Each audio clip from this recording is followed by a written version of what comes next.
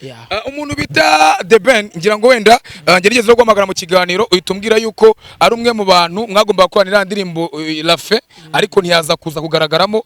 Uyu mwanya wawe umubano wawe na The Ben uhagaze gute? Umuntu yagwa collabo ikaba sinzi ukuntu hari kwanza nanone hari ibintu bibaho bikaba biri no mwigeno ry'Imana. Hari n'igihe niyo collabo hari igihe nta nicyo yakumarira. Yego. Ko siwe muhanzi wa mbere naba nkoranye nawe ukomeye. Yego. Nakoranye na Band Boys ikiri kumwe yari ikomeye kirya gihe urayizi. Yego. Na Bruce Melody na Jay Polly nyakwigendera. Yego. Urabizi yari umwami kabisa kabaka. Yeah. Urumva rero nakoranye na ba Melody. Nakoranye na Masamba.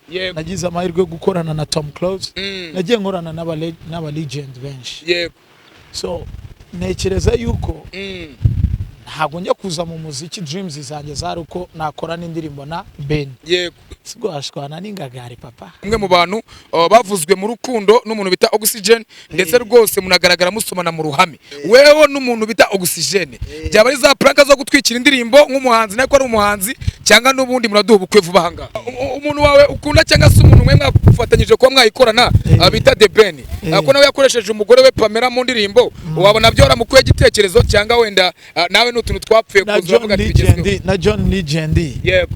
Muri ndirimbo bita All of Me yakoranye n'umugore we. Yego. Diamond akorana n'uwo yabyaranye. Wa undi yabyaranye nawe wo muri Kenya. Yego. Amwita ni Donna. Sinago nibuka neza just. None se yashatse benshi. Ubwo urumva Ben ari wanzanye utwo tuntu bwa mbere. Ese nyanya nweka. Oxygen usibye ko abantu wenda bashobora kuvuga ngo mushobora kwa mwisambanira mwana bamubana. Ese kuko murabana cyangwa wenda mwenda kubana ahubwo. Nkorana. Dukora tuba motora. Very soon. Yego. Uraza ko akoranye ndi Bogari bro. Uvuze kuri boss wa B1. Mpita nibuka ko uyu munsi none ari mu nkutenye tunamworovuga ngo Imana imworohereze ariko hagati aho ngaho yari yabashije kugukorera collaboration niba wenda ari byo baza kwenda kunyomoza. N'umuntu bita Kidumu Kibido. Kuba bafunga uruganda rwa B1 cyangwa se na boss warwo nk'umuntu arimo kugusupportinga. Nta kibibuze kuza guhungabanya kuri projet yawe.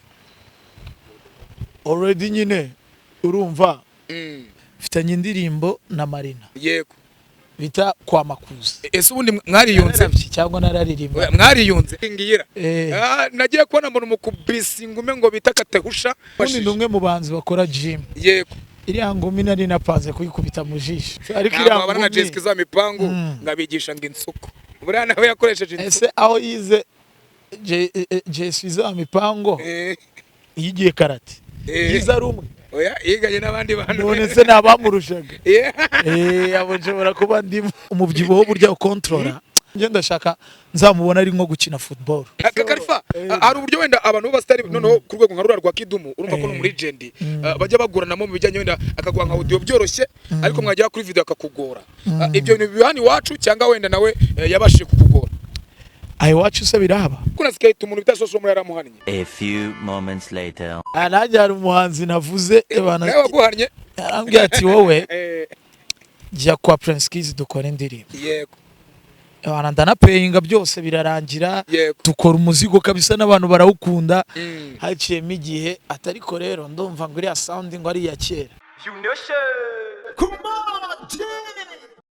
Yes, of course, come to baby no vya of course nguva stamba sada fap coming as mtoto butamwa na ngenda toka TV tutravoka butumye n'ubwite vinesha ku majiko navuzwe amjije hiti hotel zuba niticuti y'aba boss nitijwi eryaba diaspora ningejwi abandika kaje pandemic in the city muzukuru oje mapo shop umwana awumugore imbaga zikyo zubaka avuba nyita operere round speaker agacoka ketse ntayo gukotwa Mr. Breaking Caramel iki giti urakize iki giti bakita ikawa kabisa ni ukuvuga ngo twikera twajyaga tuzirya ziba zirimo akantu kagato kaba kameze ukuntu yego akangaka k'amazi k'amazi urumva kiri bimwe mu bintu by'imitungo dufite kamere by'igihugu yego That's why kabisa manzi kunywa ikawa y'igihugu kabisa. Karifa we nagize amahirwe yo kugufatisha n'ubwo nari kwihuta ariko ndavuga ati byanga byakunda ngomba kuzakubaza ibibazo bigeze muri bitatu. First of all kamanze ngushimire ko wakoze comeback nziza. Thank you so much. We n'umuntu bitade nanone ni mu raperi mushobora kuba mwaraje mukikorera ikintu bita niba ari hip hop afrobeat niba ari ibiki ariko no rangosoye ejo uzuririmba. Ariko nari nabanje na We Made It ndi kumwe na Marina. Nari nabanje indirimbo ndi kumwe na Tom Close na JC. Za hip hop.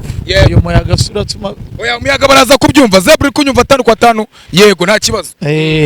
So urumva rero ni kwa kundi Afrobeat ni njyana ya Africa. Yego. Ariko hip hop ni njyana ishobora guturuka nako yaturutse muri Amerika. Yego. So nukuvuga ngo rero nanone nubwo dukora ibintu by'imahanga tugomba kugira n'ibyo muco wacu gakondo. Yego. So kuririmba rero biri mu bimwe bya gakondo. Yego. Umuntu bita The Ben ngira ngo wenda ngerigeze no guhamagara mu kiganiro uhitumbwira yuko ari umwe mu bantu mwagomba gukoranira indirimbo La Fe ariko ntiyaza kuza kugaragaramo. Uyu mwanya wawe umubano wawe na The Ben uhagaze gute? Fresh, umuvandimwe. Yego. No mugra. Tumeranye neza. Nari. Kandi rero ubwo twashwana gute kweli? Yego. Twashwana n'ingagari papa. Ntago biba. Kurabo yarera kwemereye. Uyu munsi wa none wenda biracyari mu mishinga cyangwa mwarayihagaritse mwarayikanze. Igihe umuntu yagwa collabo ikaba sinzi ukuntu hari kwanza nanone hari ibintu bibaho bikaba biri no mwigeno ry'Imana. Hari nige niyo collabari ari igihe nta nicyo yakumarira. Yego. Ko siwe muhanzi wa mbere naba nkoranye nawe ukomeye. Yego. Nakoranye na Band Boys ikiri kumwe ari ikomeye kirya gihe urayizi. Yego. Na Bruce Melody na Jay Paul nyakwigendera. Yego. Urabizi yari umwami kabisa Ebana Kabaka. Yeah. Urumva rero nakoranye na ba Melody. Nakoranye na Masamba. Nagize amahirwe yo gukorana na Tom Close. Nagiye nkorana n'aba legend benshi. Yego. So nekereza yuko ntabwo njya kuza mu muziki dreams zanjye zari uko nakora n'indirimbo na Ben. Yego. Ahubwo icyo nge naziye mu muziki nuko nashyiraho itafari mu muziki nyarwanda. Yego. Ben nibiba bizaba ariko bitanabaye it's okay. Ntibyahagarika umubano wacu. Yego. Ikindi kibazo nshaka kubaza wenda kujya tuze kugera kuri projet ufite ko navuze ko nabuze kuza gukora ikiganiro kirekire ngize amahirwe ndagufatishije ariko urumwe mu bantu bavuzwe mu rukundo n'umuntu bita Oxygen ndetse rwose munagaragara musomana mu ruhame ubu ndagufatishije wewe n'umuntu bita Oxygen byaba ari za prank zo gutwikira indirimbo nk'umuhanzi nako ari umuhanzi cyangwa n'ubundi muraduha ubukwe vuba hanga ese njya nweka njya mu gatwigo iriya ndirimbo first of all yari irimo amagambo y'urukundo. Yego. Abatazi wenda français la fin nka the end kundunduro kugeza kundunduro. Yego. Jusqu'à la fin nicyo bisobanura. Kwa ngo iriya ndirimbo nayikoze nkundana na Oxygen. Ari no mu bantu bamotivye bampaye inspiration kuko ibyo naririmbaga byari bindimo niba waranabibonaga muri video. Rero ni nawe nahise mvuga ati madame ugomba kujya muri video hano. Yego. Umuntu wawe ukunda cyangwa se umuntu mwe mwafatanyije kuba mwayikorana bita The Ben ako nawe yakoresheje umugore we Pamela mu ndirimbo wabona byo waramukuye igitekerezo cyangwa wenda nawe n'utuntu twapfuye kuzavuga ati na John Legend. Yego. Muri ndirimbo bita All of Me yakoranye n'umugore we. Yego. Diamond akorana n'uwo yabyaranye. Wa undi yabyaranye nawe wo muri Kenya. Yego. Amwita ni Donna. Sinago nibuka neza just. None se yashatse benshi. Ubwo urumva Ben ari wazanye utwo tuntu bwa mbere. Ubwo jate kuvuga ko Oxygen usibye ko abantu bende bashobora kuvuga ngo mushobora kwa mwisambanira mwana ba mu bana.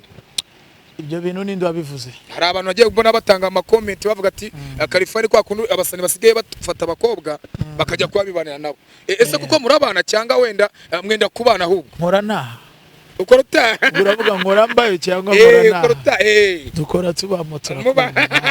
N'ababyeyi babihaye umugisha. Very soon. Yego. Uraza ko akoranye ndi bogari bro. Oya ndebye nta kintu cyo kugiramo. Nyigiramo. Nakandi kozo ndikuza kubaza bizakuza kwabirira. Ndibuka mu minsi yashize. Ndi muri Kenya ndi gukorana indirimbo na Kidumu nari najyanye na boss wacu wa B1G. Yego. Nageze ahantu ku ba waiters bakazajya bamvugisha mu Nigeria. Babona no mu Nigeria. So naravuze sasa aba bantu baziko no mu Rwanda turuka amabogos. So urumva rero turasa nawe nsigaye mbona njyewe na Oxygen dusa cyane ku buryo byakugora kudutandukanya. Yego uvuze kuri boss wa B1 mpita nibuka ko uyu munsi none ari mu nkutenye tunamworovuga ngo Imana imworohereze ariko hagati aho ngaho yari yabashije kugukorera collaboration niba wenda ari byo baza guhera kunyomoza n'umuntu bita Kidumu Kibido umwe mu legend bari muri East Africa. Uyu mwanya none akaba niyo project nshaka tuza kuza kuvugaho isa nkaho nabonye amashusho yayo sibye bya bindi byo kuza batubeshya abantu ba download dudusho two muri Kigali mwakoresheje drone za nyazo sibyo urumva ko video ifite ireme pireta. Yego ni n'umunyarwanda ba muri Kenya. Yego kuba bafunga uruganda rwa B1 cyangwa se na boss warwo nk'umuntu arimo kugusapotinga nta kibibuze kuza guhungabanya kuri projet yawe already nyine urumva ubu nakabaye ndi kumwe na boss turi kwimenaho amaso twinywera ka B1 gin cyane ko afite n'icupa ryiza cyane n'inzoga yari iryoshye cyane sindamenya icyo azira sindamenya n'ibyo ari byo gusa ndamushimira ko ari umuntu uteza urubyiruko imbere cyane cyane none muri industry. Buri umuntu ufite uruganda aba afite abantu benshi agaburira. Uruganda niba ruba rufunze hari abandi bantu baba bagiye kuburara cyangwa bakabwirirwa mu buryo bumwe cyangwa ubundi. Kuvuga ngo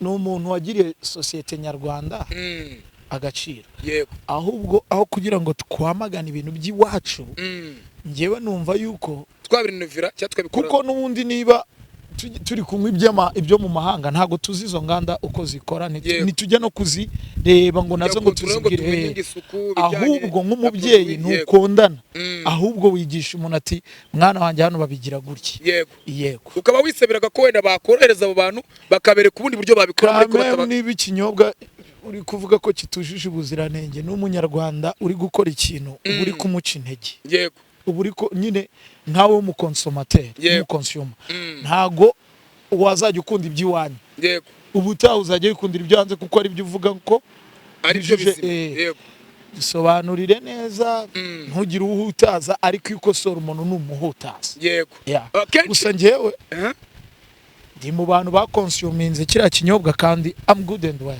Yego wenda B1 yone baragobara nayikura ku isoko nubwo wenda bavuze ko ifite ibibazo suguze ukuntu kiriya kinyobwa ukuntu muri Kenya gikunzwe cyarakunzwe byatari brand ambassador bita yako ndirimbo n'umurimo kuri branding. Yego ririya cupa nariguze mu tubari twahariya nkuko umuntu ashobora gukoresha Hennessy. Yego Hennessy uri kungura uwo muntu wa Hennessy. Yego for no reason ariko nyene mfata icupa ry'umunyarwanda nono akaba ari n'umuntu w'umubyeyi akaba yanavuga ati okay kuri projet yawe kuko buriya iyi ndirimbo kugira ngo ibeho byatangiye kuri Makacha na Micho the best. Reka genda uwitwa Bati Makacha ka tumusuza cyane legend much respect for them.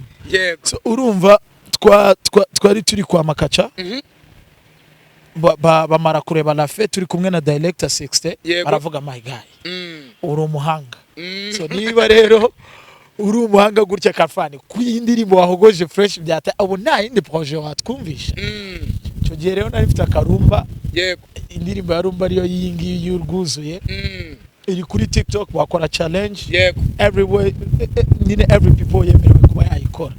So uwo munsi bayumvishe rimwe kabiri gatatu ngeraho nanjye numva ngiye kuyihaga.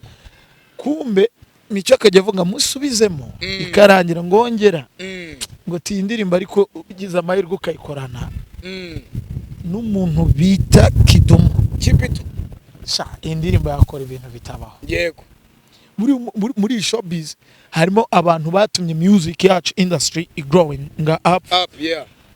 Akaba ari umuhanzi akaba nafasha n'abahanzi bagenzi be akaba yabandikira indirimbo akaba yanabagira inama. Harimo witwa Micho harimo n'umuproducer by the way harimo ba Makacha harimo n'undi mugabo buriya nawe ni mubi cyane nubwo ari ariko hakabamo n'uwita Dani Vumbi buriya Dani Vumbi nawe mu bintu by'imyandikire ibintu nk'ibyo ngibyo ariko nanjye buriya ku myandikire ndi mubi. Yego hanyuma yabimbwiye gutyo mpita mvuga buriya hari umunyamakuru umwe ebana muri showbiz ni imfura y'u Rwanda Babu Rwanda maximum respect kabisa so nahise ni inshuti yanjye buriya kugira iriya ndirimbo igikumwe ibeho niwe wabigizemo uruhare yego noneho ni igikorwa cyose ngiye gukora akenshi abigiramo uruhare yego nahise mwoherereza iyo ndirimbo ndamubwira ko uyu muntu yambwiye ko uyu muntu aririmbyemo byaba byiza wow ati nibyo kabisa yego iyi kombine yabirenze rwango yahisemo nimero ya Kidumu yego Kidumu namwoherereje indirimbo mwoherereza na voice note imwe atambwa ngo indirimbo iraryoshye vraiment ati ndaca ndayiririmba yego kabisa Kalifa hari uburyo wenda abantu b'abastari noneho ku rwego nka rwa Kidumu urumva ko no muri legend bajya baguranamo mu bijyanye wenda akagwa nka audio byoroshye ariko mwagera kuri video akakugora ibyo bintu bibani wacu cyangwa wenda nawe yabashije kukugora ayi wacu se birahaba iwacu byo bijya bibahabara umuntu twumva ngo video yarabuze nese ntago bijya bibaho cyangwa Tom Close ntago byamubayeho ajya gukora indirimbo na Shani Kingston akabura mu mashusho ibyo ni ibintu bisanzwe bibaho Shani Kingston ni Shani Kingston idol sinzi biriko bimwe bw'umagoma yamwishyuriye ninde none ubwo mu masezerano ariko ntago Kingston byari birimo ko azajya muri video kuko bari kumureka warumbwiye ko bitabaho ngo urugero rw'amuntu byabayeho so okay mu buryo bumwe cyangwa ubundi ariko nasikaye umuntu bitasosho muri yaramuhannye video ntabwo yigeze aza nanjye hari umuhanzi navuze nawe waguhannye arambwira ati wowe jya kwa Prince Kiss dukora indirimbo yego ndanapeyinga byose birarangira dukora umuzigo kabisa n'abantu barawukunda haciyemo igihe atariko rero ndumva ngo iriya sound ngo ari iya kera avuga sound y'ubu imeze iti yego sound y'ubu imeze urumva ko hazajyamo few moment leta rero wambwiye ko i Kigali bitahaba ariko nawe byakubayeho ntago nakwemera ko byambaho wabikosoye gute kugira ngo icyo kibazo gikemuke nahise nkorana na Kidumu wahise nkorana yarangoye mpita nkorana na Kidumu so Kidumu ni umuhanzi wa understanding music kuri high level muri Kenya bro ni umustar uteye ubwoba nyine ni umusuperstar ni umu legend wubashye afite bande afite imodoka itwara bande just ni umuntu uri profession umuntu uri profession uzi ibintu ari gukora ntago yagorana yego uwo Shani Kingston ari hehe sarimo yarazimye ntabwo yari mu maboko atarangiza uko yagiraga ubutekamitwe ibintu nyine uwo muntu ni ku giti cye ariko buriya Tom Close kuba yarakoranye n'uriya birahagije ya respect Kalifa wenda tugana no ku musozo iyi ndirimbo hari abantu bashobora kutabibaza ngo se Kalifa yavuye muri hip hop ayiterekeza mu kuririmba cyangwa no bundi already byose uzajya ubikora kuko byose ubishoboye kandi ubikora neza byose ariko buriya rero sinzi impamvu abo bantu bavuga gutya mfitanye indirimbo na Marina yego bita kwa Makuza ese ubundi mwariyunze cyangwa nararirimba mwariyunze ahubwo se twigeze dushwana ninga kingire nyine ninga bya bindi byo gukomana imitwe ariko mukarangira ku muhungu wanjye bita kingira nagiye kubona umuntu mukubisi ngume ngo bita katehusha noneho umuhungu abigenderaho umwaka aranatwiga by the way wanamufashije ubundi umwe mu banzi bakora gym yego iriya ngumi nari napanze kuyikubita mu jisho ariko ngo byaje kujya neza nabonye mwariyunze nazi kubroka wagira ariko iriya ngumi na Jessica za mipangu ngabigisha ngo insuko buriya nawe yakoresheje insuko ese aho yize Jessica za mipango yigiye karate yize ari umwe oya yiganye n'abandi bantu none se nabamurushaga abo nshobora kuba ndimo yego cyakora njyabona umubyibuho burya ukontrola avuga ni the guy ebana ari tayari kabisa ariko nje ndashaka nzamubona ari nko gukina football kasuku kabisa yego ikibazo cya nyuma hari uburyo tubona wenda abahanzi bo kugerageza gukora ariko ama stage yabaye make cyangwa ugasanga ama stage ahora yisubiramo abahanzi bamwe nkamwe baba superstar nza kuza kwibaza kino kibazo kubura ko ama stage ku bahanzi ntibishobora kuzatuma abahanzi bacika intege yo gukora imiziki myiza dukeneye ku isoko cyangwa arandi mwungukira none se buriya wagize ngo buriya umucuruzi mwiza ntago akora product agira ngo itera imbere yego ahubwo bagira ngo ifashe abantu yego iyo product iri gufasha abantu neza nawe guteza imbere neza yego wango ngiye music nyizamo sinigeze mbara ngo nzajya mbona ibitaramo avuga ngo ngomba gushimisha abantu yego niba ndi umwe mu bahanzi just bashobora kuba bakora ariko badahanzwe ijisho cyane yego ntago ndi bubirenganyirize bari aba promote ninjye wabyirenganyiriza yego ariko as long as mfite iyo ndirimbo ifite ibihumbi 700 nakoze nakoze so nago ngewe wenda guko abahanzi bato yabafatwa gute umuntu niwe wiha agaciro kandi ndakeka yuko Juno Kizigenza nawe yatangiye ari umuhanzi muto yego ni benshi batangiye ari abahanzi bato yego ahubwo umuhanzi ukwira icyo kintu yego kuko na Wami Boy nawe yatangiye ari muto yego nagirega igihe itarivamo ngo isake cyangwa inkoko kazi nini ihita ku isoko rirabanza rikavamo mushwi rigakura gahoro gahoro ni gutyo so Khalifa reka ngushimire cyane kandi maximum respect kubona amaye wenda n'uyu mwanya tukaganira ni by'agaciro mbere rero ari challenge nanjye mfite yego challenge mfite uri umwe mu ba promoter beza yego ugiye kureba kuri indirimbo nagira soka izasoka kuwa 5 saa 5 yego none werebaho umbwire